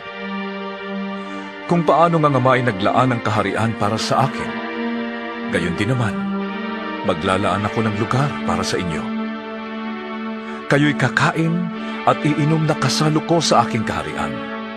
At kayo'y uupo sa mga trono at mamumuno sa 12 angkan ng Israel. Simon, Simon, ipinahintulot kay Satanas na paraanin kayo sa pagsubok, kung paanong ihinihiwalay ng magsasaka ang trigo sa iba. Subalit idinalangin kita upang huwag manghina ang iyong pananampalataya. At kapag nagbalik loob ka na, patatagin mo ang iyong mga kapatid. Sumagot si Pedro, Panginoon, handa po akong mabilanggo at mamatay na kasama ninyo. Pedro, sabi ni Jesus, tandaan mo ito. Bago tumilaok ang manok sa araw na ito, ay 3 beses mo akong ikakaila. Pagkatapos, tinanong sila ni Jesus, Nang suguin ko kayong walang dalang lalagyan ng pera, supot o sandalyas, kinulang ba kayo ng anuman? Hindi po. Tugon nila. Sinabi niya, Ngunit ngayon, kung kayo'y may supot o lalagyan ng pera, dalhin na ninyo. Ang sinumang walang tabak, ipagbili ang kanyang balabal at bumili ng isang tabak. Sinasabi ko sa inyo, dapat mangyari sa akin ang sinasabi ng kasulatan. Ibinilang siya sa mga salarin, sapagkat ang nasusulat tungkol sa akin ay natutupad na. Sinabi ng mga alagad, Panginoon, heto po ang 2 tabak. Sapat na yan. Tugon niya. Gaya ng kanyang kinaugalian, umalis si Jesus at nagpunta sa bundok ng mga Olibo, kasama ang mga alagad. Pagdating doon, sinabi niya sa kanila, Manalangin kayo, upang hindi kayo madaig ng tukso. Pumunta siya ng di kalayuan sa kanila, lumuhod at nanalangin. Ama, sabi niya, kung maaari, ilayo mo sa akin ang kopang ito. Ngunit huwag ang kalooban kong masunod, kundi ang kalooban mo. Nagpakita sa kanya ang isang anghel mula sa langit at pinalakas ang loob niya. Dala ng matinding hapis, siya'y nanalangin ng lalong taimtim at tumulo sa lupa ang kanyang pawis na parang malalaking patak ng dugo. Pagkatapos manalangin, siya'y tumayo at lumapit sa kanyang mga alagad. Naratnan niyang natutulog ang mga ito dahil sa labis na kalungkutan. Bakit kayo natutulog? Tanong niya. Bumangon kayo at manalangin, upang hindi kayo madaig ng tukso. Nagsasalita pa si Jesus nang dumating ang maraming taong pinangungunahan ni Judas, isa sa 12. Nilapitan niya si Jesus upang halikan. Subalit sinabi ni Jesus, Judas, ipagkakanulo mo ba ang anak ng tao sa pamamagitan ng isang halik? Nang makita ng mga alagad ang mangyayari ay sinabi nila, Panginoon, gagamitin na ba namin ang aming tabak? at tinaga ng isa sa kanila ang alipin ng pinakapunong pari ng mga Hudyo at natagpas ang kanang tainga nito. Sinabi ni Jesus, Tama na yan. hinipo niya ang tainga ng alipin at yon ay naghilom agad. Pagkatapos, sinabi ni Jesus sa mga punong pari, sa mga pinuno ng mga bantay sa templo at sa pinuno ng bayan na naparoon upang dakpin siya, Ako ba'y tulisan at naparito kayong may mga tabak at mga pamalo? Araw-araw akong nagtuturo sa templo at naroon din kayo. Ngunit hindi ninyo ako dinakip. Subalit ngayon ay panahon na ninyo at ng kapangyarihan ng kadiliman. Dinakip nga nila si Jesus at dinala sa bahay ng pinakapunong pari ng mga Hudyo. Si Pedro na may sumunod sa kanila, ngunit malayo ang agwat. Nagsiga sila sa gitna ng patio at naupo sa paligid ng apoy, at si Pedro ay nakiumpok sa kanila. Nang makita siya ng isang utosang babae, siya'y pinagmasdang mabuti. Pagkatapos ay sinabi ng babae, Kasama rin ni Jesus ang taong ito. ngunit ikinailayo ni Pedro at sinabi sa babae, Aba, hindi ko siya kilala. Pagkaraan ng ilang sandali, mayroon uling nakapansin sa kanya at siya'y tinanong, Hindi ba't kasabahan ka rin nila? ngunit sumagot siya. Nagkakamali kayo, Ginoo? Pagkalipas ng may isang oras, iginiit naman ng isa sa naroon. Kasama nga ni Jesus ang taong ito, sapagkat isa rin siyang Galileo. Ngunit sumagot si Pedro. Ginoo, hindi ko nalalaman ang sinasabi ninyo. Nagsasalita pa siya nang tumilaok ang manok. Lumingon ang Panginoon at tumingin kay Pedro. At naalala ni Pedro ang sinabi ng Panginoon. Bago tumilaok ang manok sa araw na ito, ay 3 beses mo akong ikakailan. Lumabas si Pedro at umiyak ng buong pait. Samantala, si Jesus ay nililibak at binubugbog ng mga nagbabantay sa kanya. Siya'y piniringan nila at tinatanong, Hulaan mo nga, sinong sumuntok sa'yo? Marami pang panlalait ang ginawa nila sa kanya. Kinaumagahan ay nagtipo ng Sanhedrin na binubuo ng mga pinuno ng bayan, mga punong pari at mga tagapagturo ng kautusan.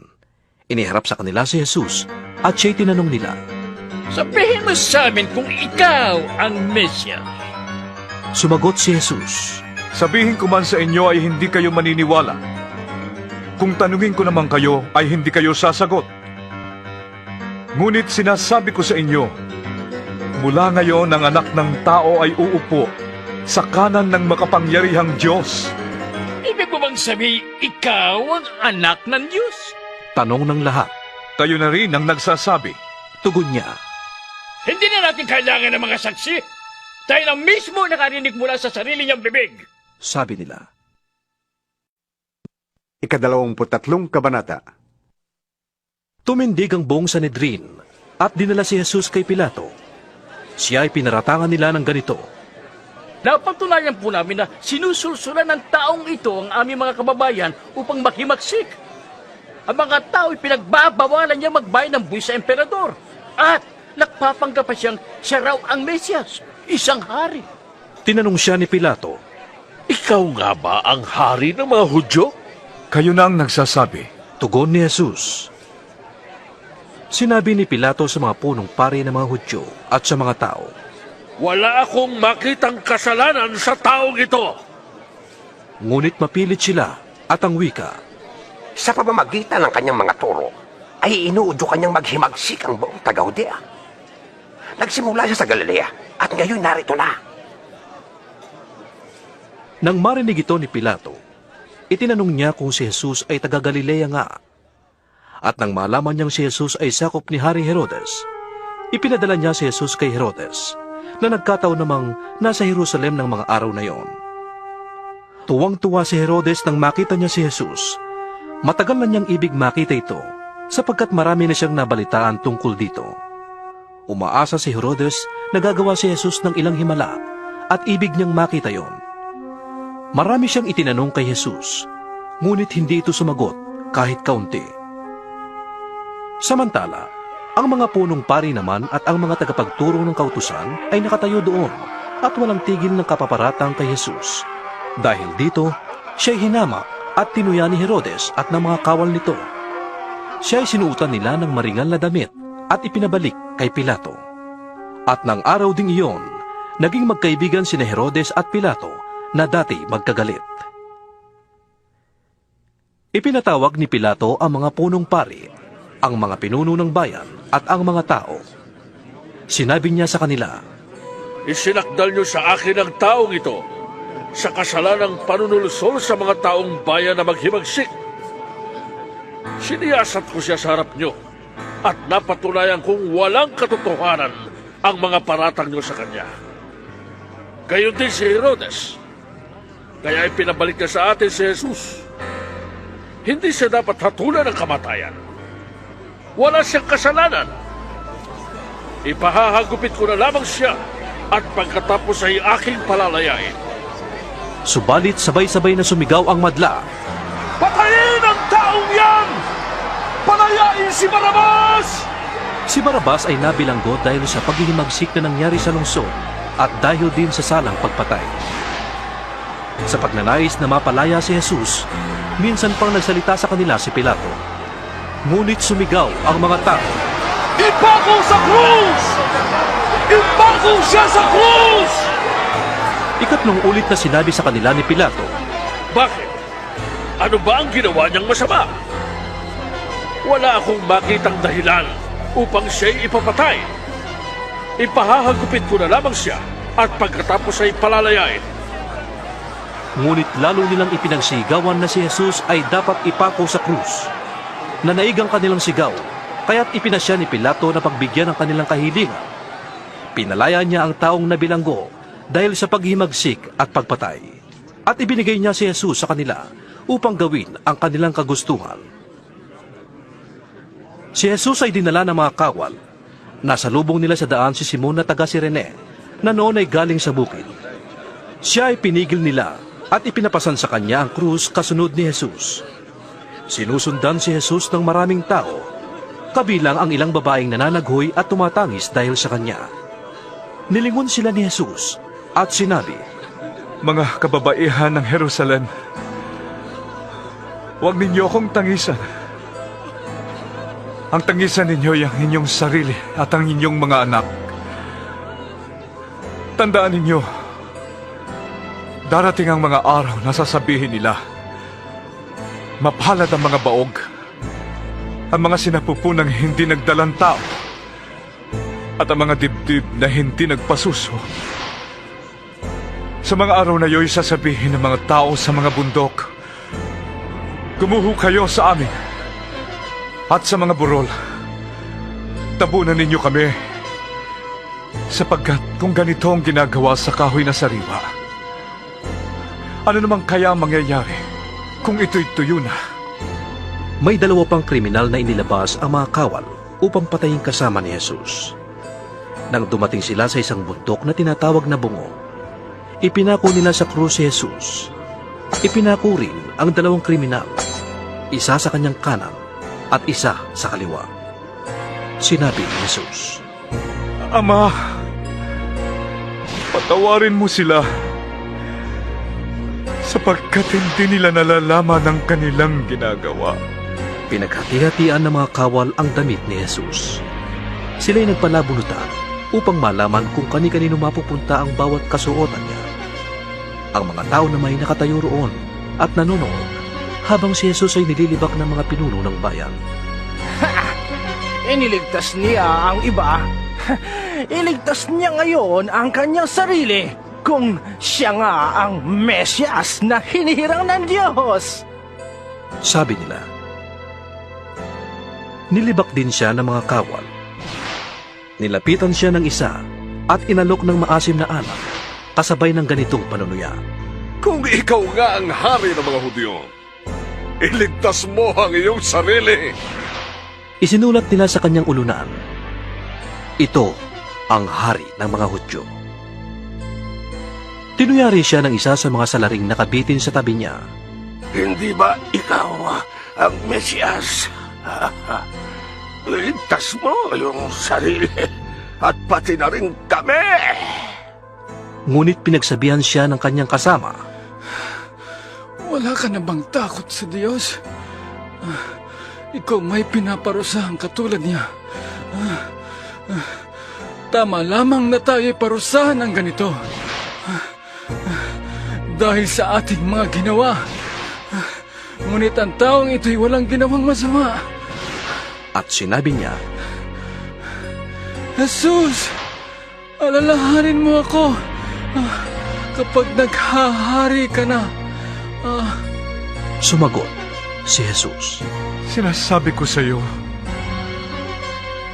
ngayon din ay sasama kita sa paraiso. Nang magtatanghaling tapat na, nagdilim sa buong lupain hanggang sa 3 ng hapon. Nawalan ng liwanag ang araw at ang tabing ng templo'y napunit sa gitna.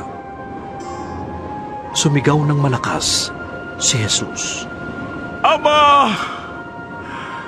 Sa mga kamay mo'y ipinagkakatiwala ko ang aking espiritu. At pagkasabi nito, nalagot ang kanyang hininga. Nang makita ng kapitan ang nangyari, siya'y nagpuri sa Diyos at sinabi niya, Tunay ngang matuwid ang taong ito. Maraming tao ang nagkakatipon doon at nanonood. Nang makita nila ang mga nangyari, umuwi silang lungkot na lungkot. Nakatayo naman sa di kalayuan ang mga kasamahan ni Jesus, pati ang mga babaeng sumama sa kanya mula sa Galilea. Nakita rin nila ang mga pangyayaring ito. May isang lalaki roon na ang pangalan Jose. Siya'y taga-Arimatea, isang bayan sa Judea. Mabuti at matuwid ang taong ito at isa siya sa mga naghihintay sa paghahari ng Diyos. Kahit na siya'y kagawad ng Sanhedrin, hindi siya sang-ayon sa kanilang ginawa kay Jesus. Nagpunta siya kay Pilato at hiningi ang bangkay ni Jesus.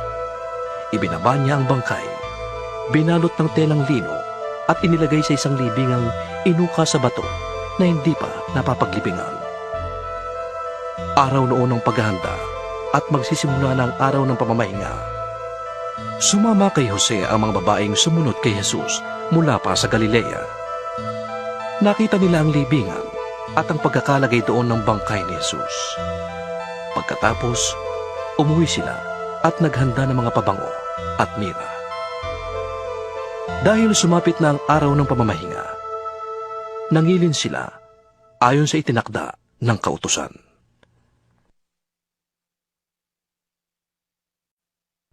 Ika-24 na kabanata. Madilim-dilim pa ng araw ng linggo. Ang mga babae ay nagbalik sa libingan, dala ang mga pabangong inihanda nila. Nang dumating sila doon, nakita nilang naigulong na ang batong nakatakip sa libingan. Ngunit nang pumasok sila, wala roon ang bangkay ng Panginoong Hesus. Natigilan sila at nagtaka kung anong nangyari. Biglang lumitaw sa tabi nila ang 2 lalaking nakakasilaw ang damit. Dahil sa matinding takot, sila'y nagpatira pa. Tinanong sila ng mga lalaki, Bakit ninyo hinahanap ang buhay sa gitna ng mga patay? Wala siya rito. Siya'y muling nabuhay. Alalahanin niyo ang sinabi niya sa inyo noong nasa Galilea pa siya. Ang anak ng tao ay kailangang ipagkanulo sa mga makasalanan at ipako sa krus, at sa 3 araw ay muling mabuhay. Naalala nga ng mga babae ang mga sinabi ni Jesus noong una. Kaya't umuwi sila at isinalaysay nila sa 11 at sa iba pa nilang kasamahan ang buong pangyayari. Ang mga babaeng ito'y sina Maria Magdalena, Juana, at Mariang ina ni Santiago. Sila at ang iba pang mga babaeng kasama nila ang nagbalita sa mga apostol. Akala ng mga apostol ay kahibangan lamang ang kanilang sinasabi, kaya hindi sila pinaniwalaan. Ngunit tumindig si Pedro at patakbong nagpunta sa libingan. Yumuko siya at pagtingin sa loob ay wala siyang nakita kundi ang mga telang lino. Kaya't umuwi siyang nagtataka sa nangyari. Nang araw ding iyon, may 2 alagad na naglalakad papuntang Emmaus. Isang nayong may 11 kilometro ang layo sa Jerusalem. Pinag-uusapan nila ang mga pangyayari. Habang sila'y nag-uusap, lumapit si Jesus at nakisabay sa kanila. Ngunit siya'y hindi nila nakilala, para bang natatakpan ang kanilang mga mata. Tinanong sila ni Jesus. Ano ba ang pinag-uusapan ninyo? Tumigil silang nalulumbay at sinabi ng isa na ang pangalan ay Cleopas. Ikaw lamang yata ang dayuhan sa Jerusalem na hindi nakakaalam sa mga pangyayaring katatapos lamang maganap doon. Anong pangyayari? Tanong niya. Sumagot sila. Tungkol kay Jesus na taga Nazaret, isang propetang makapangyarihan sa salita at gawa, maging sa harap ng Diyos at ng mga tao. Isinakdal siya ng aming mga punong pari at mga pinuno ng bayan upang mahatulang mamatay. At siya ipinako sa krus. Siya pa naman ang inaasahan naming magpapalaya sa Israel. Hindi lamang yan. 3 araw na ngayon mula na mangyari ito. Nabigla kami sa ibinalita ng ilan sa mga babaeng kasamahan namin. Maagang maaga raw silang nagpunta sa libingan at di nila natagpuan ang kanyang bangkay. Nagbalik sila at ang sabi, nakakita raw sila ng isang pangitain. Mga anghel na nagsabing si Jesus ay buhay. Pumunta rin sa libingan ng ilan sa mga kasama namin. At ganun nga ang natagpuan nila. Ngunit hindi nila nakita si Jesus. Sinabi sa kanila ni Jesus, Kay hahangal ninyo, bakit hindi kayo makapaniwala sa lahat ng sinasabi ng mga propeta? Hindi ba't kailangan ang Mesyas ay magtiis ng lahat ng ito bago niya makamtan ang kanyang marangal na katayuan? At ipinaliwanag sa kanila ni Jesus ang lahat ng sinasabi sa kasulatan tungkol sa kanyang sarili, simula sa mga aklat ni Moises hanggang sa mga sinulat ng mga propeta. Malapit na sila sa nayong kanilang pupuntahan at si Jesus ay parang magpapatuloy pa ng lakad. Ngunit siya ay pinigil nila. Tumuloy ka na rito sa amin. Malapit na ang gabi, dumidilim na. Sabi nila. Kaya't sumama nga siya sa kanila. Nang siya'y kasalo na nila sa pagkain, dumampot siya ng tinapay at nagpasalamat sa Diyos. Pagkatapos, pinaghati-hati iyon at ibinigay sa kanila. Noon nabuksan ang kanilang mga mata at nakilala nila si Jesus. Subalit siya'y biglang nawala sa kanilang paningin. Nasabi nila sa isa't isa, Kaya pala ganun ang pakiramdam natin. Habang tayo kinakausap niya sa daan at ipinapaliwanag ang mga kasulatan. Agad silang tumindig at nagbalik sa Jerusalem. Naratnan nilang nagkakatipon doon ang 11 at ang ibang kasamahan nila. Sinabi ng mga ito sa dalawa, Totoo nga palang muling nabuhay ang Panginoon. Nagpakita siya kay Simon. At isinalaysay naman ng dalawa ang nangyari sa daan at kung paano nila nakilala si Jesus nang paghati-hatiin nito ang tinapay. Habang pinag-uusapan nila ito, tumayo si Jesus sa gitna nila. Sumainyo ang kapayapaan. Sabi niya sa kanila. Natigilan sila at natakot sapagkat ang akala nila'y multo ang kaharap nila. Kaya't sinabi ni Jesus, Bakit kayo natitigilan? Bakit kayo nag-aalinlangan? Tingnan ninyo ang aking mga kamay at paa. Ako nga ito. Hawakan ninyo ako at pagmasdan. Ang multo ay walang laman at buto, ngunit ako'y mayroon, tulad ng nakikita ninyo. Habang sinasabi niya ito, ipinapakita niya sa kanila ang kanyang mga kamay at mga paa. Parang hindi pa rin sila makapaniwala sa laki ng galak at pagkamangha, kaya't tinanong sila ni Jesus, May pagkain ba kayo riyan? Siya ay binigyan nila ng isang hiwa ng isdang inihaw. Kinuha niya ito at kinain sa harap nila. Pagkatapos, sinabi niya sa kanila, Ito ang tinutukoy ko nang sabihin ko sa inyo noong kasakasama pa ninyo ko. Dapat matupad ang lahat ng nasusulat tungkol sa akin sa kautusan ni Moises at sa aklat ng mga propeta at sa aklat ng mga awit. binuksan niya ang kanilang pag-iisip upang maunawaan nila ang mga kasulatan. Sinabi niya sa kanila, Ganito ang nasusulat. Kinakailangang maghirap at mamatay ang Mesyas, at pagkatapos, siya'y muling mabubuhay sa 3 araw. Sa kanyang pangalan, ang pagsisisi at kapatawaran ng mga kasalanan ay dapat ipangaral sa lahat ng bansa, magmula sa Jerusalem. Kayo ang mga saksi sa mga bagay na ito. Tandaan ninyo, isusugo ko sa inyo ang ipinangako ng aking Ama. Kaya't huwag kayong aalis sa Jerusalem hanggat hindi kayo napagkakalooban ng kapangyarihang mula sa itaas. Pagkatapos, sila'y isinama ni Jesus sa labas ng lungsod. Pagdating sa Betanya, itinaas niya ang kanyang mga kamay at sila'y pinagpala. Habang iginagawad niya ito, siya na may lumalayo paakyat sa langit. Siya'y sinamba nila, at pagkatapos ay masayang-masaya silang bumalik sa Jerusalem. Palagi silang nasa templo at doon nagpupuri sa Diyos.